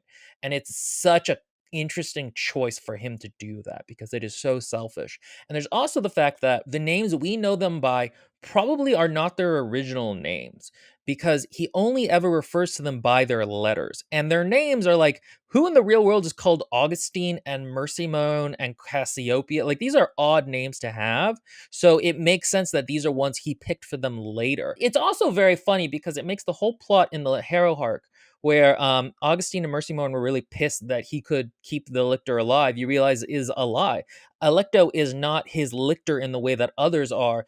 Alecto is the planet, and she picked him as much as he picked her. And he can never die as long as she's alive, and she can never die as long as he's alive. And also, Alecto is just, by the hints we get of her, is such a cool character because she's so primal and vicious and like just unrestrained. We'll talk about it a little bit more. He calls her a sociopath. He calls her Annabelle Lee. Everybody else calls her Alecto after like one of the Furies because she was such a weird person. But yeah, he talks about how like he's going to restart civilization. He can just remake it all. And if he doesn't like it, he can do it again. Like he is God. And I thought that was so interesting because I kind of had assumed that like the way they talked about him, he was like God Emperor in the way that like, oh, you called the Emperor God, you know, like he's a very powerful person, but he's not God. But here you realize, no, he actually almost has the powers of a god. And then that's really interesting because what happens is that at this point, Harrow, who he has been telling this to and whose memories he's been talking about, she says, like, what is God? What is it to love God? And he's like, I don't really know. He says some stuff that I don't remember. Again, I wish I had reread this chapter. But she, at the end of it, decides, okay, I'm going to go search for God. And she goes into the river, the Death River, and she goes towards a tower. And we have no idea what the fuck this tower is. If you put together, because each of the John chapters is named like John, Roman numeral something. And if you put those together in order, it spells out, and in the ARC copy of it, it spelled it out more. It goes like, clearance code accepted, the tower is open, it wants John, or something like that. That's not it exactly, but so like it's going to become a thing in the next book. And like, again, I cannot overstate how much I loved this part. So this has all been happening throughout, but basically you get this information right at the point at which I was summarizing the plot. Before they get the 6 oversight body, like before that happens and everything is falling down from the sky because of the resurrection beast, Nona grabs someone's sword. I think it's Gideon's sword, but it's someone's sword. Or it might have been Crown's. She grabs someone's sword and she just goes outside and she starts yelling at the blue resurrection beast because earlier she looked at the blue thing in the sky and was like, listen, we're dealing with a lot of shit right now. I need you not to do anything weird, okay? I'm trusting you. And so she starts yelling and she's waving her sword and she was like, I told you not to do anything weird. This is really fucking weird. And then who comes out of the car after her but the body of Judith Deuteros, who is speaking to her and is speaking again, like calling her the green thing, the salt one, like just the thing. And what you realize is that is the voice of the resurrection beast. It is talking to her through Judith Deuteros, because she is the green one. She's the green planet. She's the salt thing because she's the only one that had fucking salt water. It's so cool. And basically he's like angry and he's like, the beast is saying to her, like, you were basically murdered as well. Why are you like not with us? And she haggles with him to show mercy on, like, number one, to show mercy for Judith because he's killing her, or it is killing her, and to like stop what it's doing. And it stops it. And at that point, after that, when she wakes up and she's talking to Pyrrha later, Pyrrha goes to call her Alecto. She just gets an A out and she says, don't call me that. Do not make me remember. I do not want to remember Pyrrha. And you're like, oh, fucking shit, Nona is Alecto. It makes sense because, like, her body came in, and then, like, because Harrow, if you remember at the end of the last book, Harrow's just like, okay, I'm gonna go take a nap in the tomb, and she goes and she lays down next to the sword that's there, and she, like, closes the thing on top of herself, and she's like, okay, I'm done. And that's actually what happened. Harrowhark's soul has been living in the tomb this whole time, and Alecto has been in Harrow's body and experiencing the world as a new babe. And it's just fucking insane. And basically what they figure out is, like, Nona told everyone she was dying, but now it is happening real quick. Her legs are giving out. She can no longer feel them. She has to smell things. She has to actively focus on smelling. And they're like, oh God, we need to get to the 9th houses now. And this is when they get into the river because, like, we need to get her. And she's like, are you going to take me to me?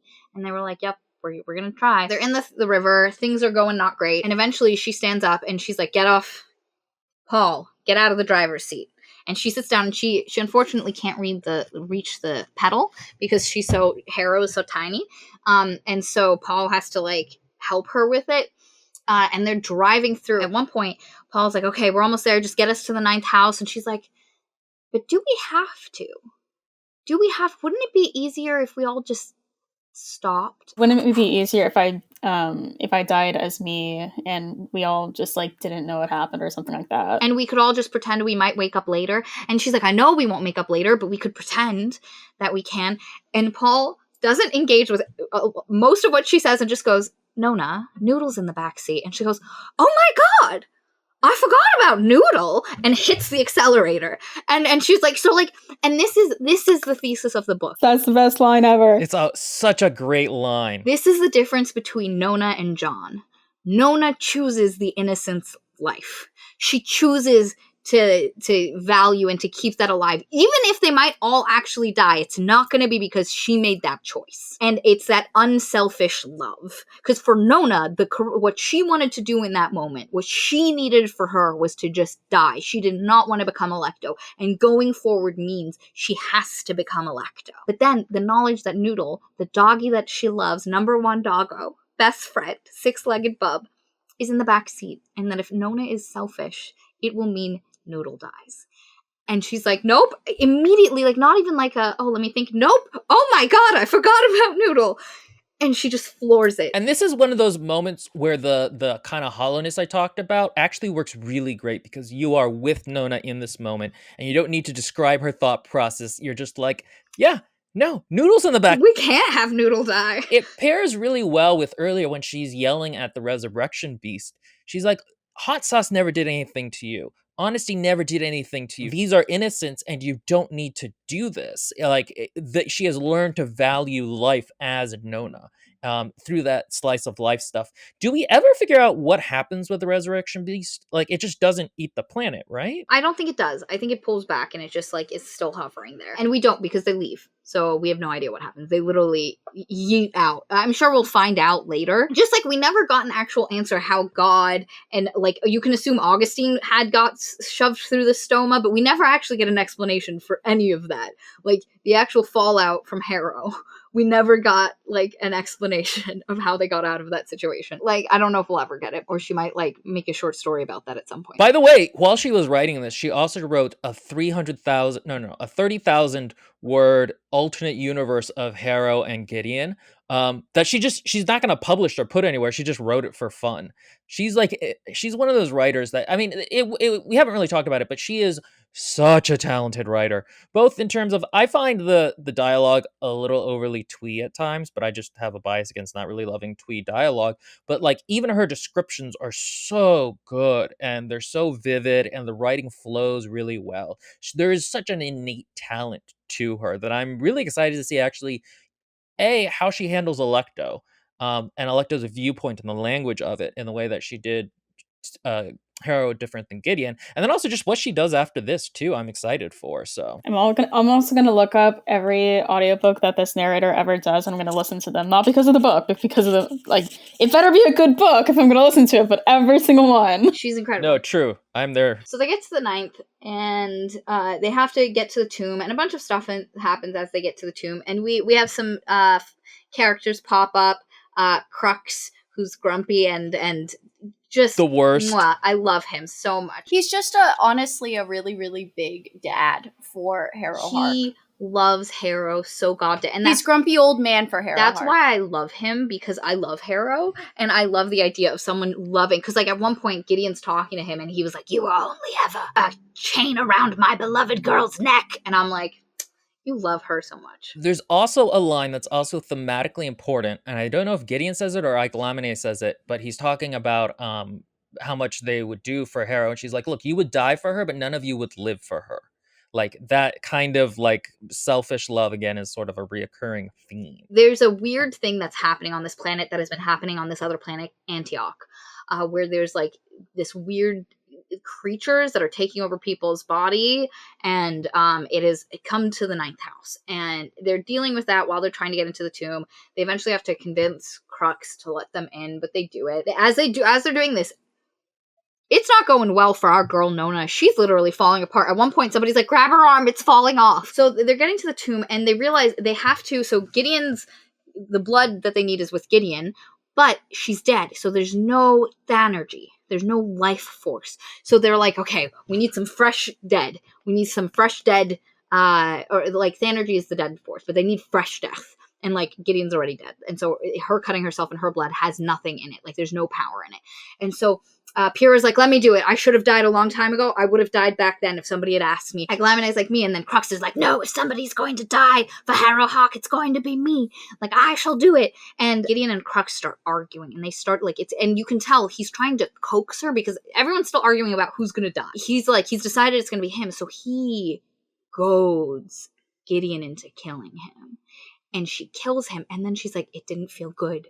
Why didn't it feel good? God damn you, Crux. Why didn't it feel good? The next thing that happens is they get into the tomb, and Ianthe is there. Ianthe is there to stop them, and then we think that Gideon has double-crossed them because she goes up and does a cool handshake with Ianthe, and they seem really chill together. Oh, and she's trapped them in adipose fat. Ugh. Gross. And then it ends up that then Gideon double crosses her and is like, no, this is what Father wanted. He sent me to get Alecto out and kill her so that he can die. Because he can't die till Alecto dies. Because he's just very depressed right now. He's stressy, depressy, as Maria would say. I think it's so weird that she calls him father. This whole part and her friendship with Ianthe, I didn't love. It's a really No, weird... it seems so out of character. Yeah, especially after last book. Yeah, they disliked each other so much. And because at one point, Ianthe is like, are you doing this for Harry? And basically, what you get from this interaction is how much Ianthe loves God and wants God to stay the same and wants God to stop being a depressed little bub. And Gideon's here to like fuck up God. Oh, and then the other thing that happens is that Nona hears what she didn't want to remember, which is that God loved her. John loved her, and he had brought her to the tomb and lured her in. And like that knowledge is so painful for her. I think that's what actually starts setting her off with her body falling apart. And so she goes and they lay her, and because Alecto's body is there, the soul does that gravity thing that they thought was going to happen with Gideon, and Harrow's soul was in Alecto's body, so the two switch. And so at that point, we wake up and we get the epilogue, which is written in this really great style. It's absolutely fantastic. And I'm going to read the opening of it because it's amazing. So, epilogue. When the rock that had been made meat awoke in a body, it cried out aloud, saying, "You." Then it broke the chains that were upon its wrist, and the right wrist broke with them. It broke the chains that were upon its left wrist, and the left wrist also. So followed the chains upon the right ankle and upon the left, until its arms and its legs and the chains were broken all as one. When it raised its terrible head, the chains around the neck collapsed into dust, and it cried, "Ah, ah, ah." At the breaking of the chains and of the bones, one of the children there offered violence to her, appearing on the altar and raising her weapon high. But the black-eyed infant collapsed on the altar child, chid her sharply in a clear voice, saying, "What is this that thou wouldst do, Tridentarius? Touch her, and our vow will come to nothing, and I will slay you where you stand." To which the first child said, "Thou knowest not what thou dost." And the second child answered, "Not lately, but now." And the first child asked, "Dost thou oppose me, and now half dead?" And the second child said, "I am as one half dead, but you would be two halves dead, bitch." And that's the style. It's so funny. And I'm really curious to see if this is how she writes the whole next book. I can't imagine that she does, but like I love the style of the contrast between the Shakespearean language and the more contemporary anachronistic dialogue. I think it's great. And even the just the narration style, like and then the first wrist was broken, and the second, like it's got this biblical nature to it that is just so great. Alecto like knocks Tridentarius down, and she turns to and she calls all of them children because they are so young in comparison to her. And as she's first dying and falling apart, Nona refers to her body as the child body, the baby body, and it's because Alecto is so fucking old. And she turns, and the dying child or the half dead child is Harrow, and she basically like remembers Harrow from her dreams because her and Harrow have been interacting. Harrow carried her for a while. And she kisses Harrow, and by kissing Harrow, she's able to taste that she is the blood of Anastasia. And her and Anastasia had a deal. And there's a moment where, as Nona is fading, and she remembers that when John lured her in, she said, "Where's Anastasia? I want Anastasia." So there was evidently some closeness between her and Anastasia. Also, we find out that Anastasia's body was in the tomb as well. It was like in a little back part you can see. I had to look up who Anastasia was because I was like, I just could not remember. She's the nun. She's the founder. I didn't remember at all. The nun that shot herself in the head. She says, Anastasia's line is not broken. You are of Anastasia's line. And Harrow's like, yes, indeed I am. And she's like, good, I will renew my vow with you, and you can do with me what you will until a time is which you decide you don't want me. And Harrow's like, I am young and stained. I do not deserve this. And she's like, nope, I shall swear myself to you anyway. And then from the back, you hear Gideon say, get in line. You something slut. Where is it? Because it's... You pretentious slut, I think, or something like that. To which a voice on the opposite side of the shore was raised, exceeding wroth. And Alecto heard it shout in a very great shout, get in line, thou big slut. And that's Gideon. You remember that Harrow is so totally in love with Alecto, and so she called her dead girlfriend at a certain point in Harrow. And then in the second half of the epilogue, Alecto goes and tries to kill God, and she stabs him with the sword she had, and he wakes up, I think. He's like, he's not dead. Yeah, he's like, Annabelle, good morning. And she also has, at this point, Harrowhark is just slung over her shoulders, so she literally goes through the river with Harrowhark's body, finds John, half, naked, hungover, just stabs him with a sword, and he just wakes up and is like, Annabelle, good morning.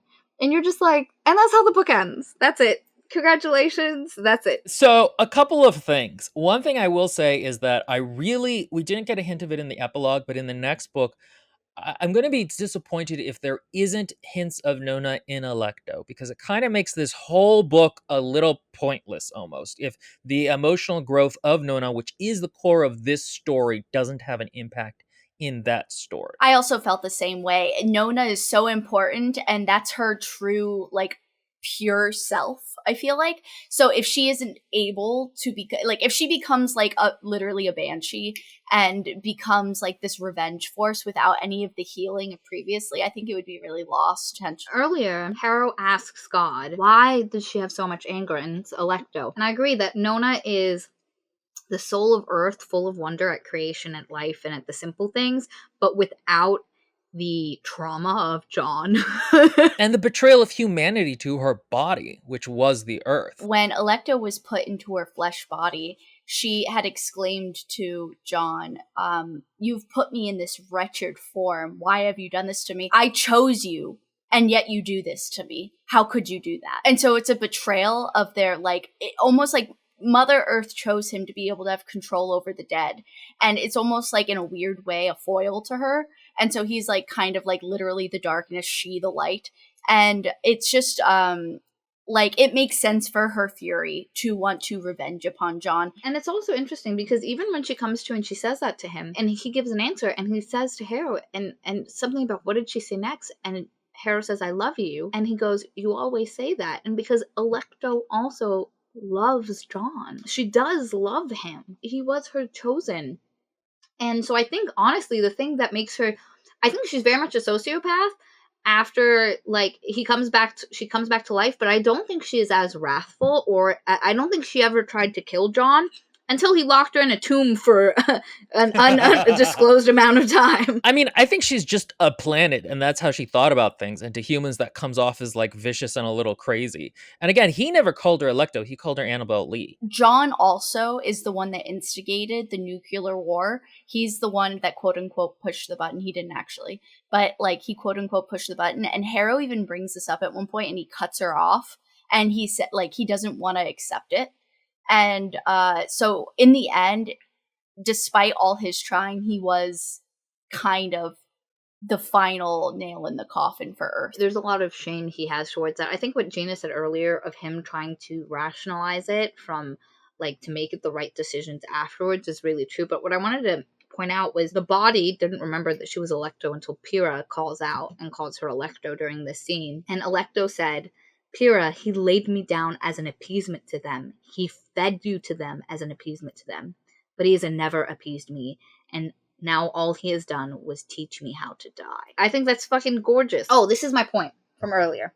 How the Paul thing is a reflection of Nona's unselfish love. Lyctorhood, the unselfish form of Lyctorhood, is what Camilla and Palamedes does. They sacrifice both of who they are for a greater good and for power that will save everyone and be them and not them at the same time. And that is because Ianthe comes and she sees it and she goes, oh, there was a way. There was another way. And Paul says, we can help you. We can help you and Nibirius. Like, you don't have to. And she's like, nah. And she dips. Because as much as she does love Babs, she is selfish. She will not give up who she is for that. That makes sense. That tracks really well thematically, I think. The thesis of this book as a whole is selfish versus unselfish love. And that's why I argue that John, because when he resurrects everyone, he makes the point that he's resurrecting them with no memory of what happened before. He says it's because he doesn't think he wouldn't get forgiveness. They wouldn't forgive him. And also, they themselves would be tortured, and they wouldn't be able to forgive themselves. They would constantly be asking, what did we do? How could we have avoided this? But at the heart, it's also because he knows that he'll lose his best friends. But it's not purely selfish, because he is acknowledging that there are benefits to them not remembering too. That's why I was saying earlier of like the difference between like John having selfish actions and John being like a super selfish person. No, I don't think he's a super selfish person. I think he loves selfishly. There's a reason he didn't make the choice Nona makes. Nona loves unselfishly. That's why she saves Noodle. He killed a fuck ton of noodles. He killed a lot of noodles. There was kitties and doggos. He did not, again, the cow. Cows mourn each other.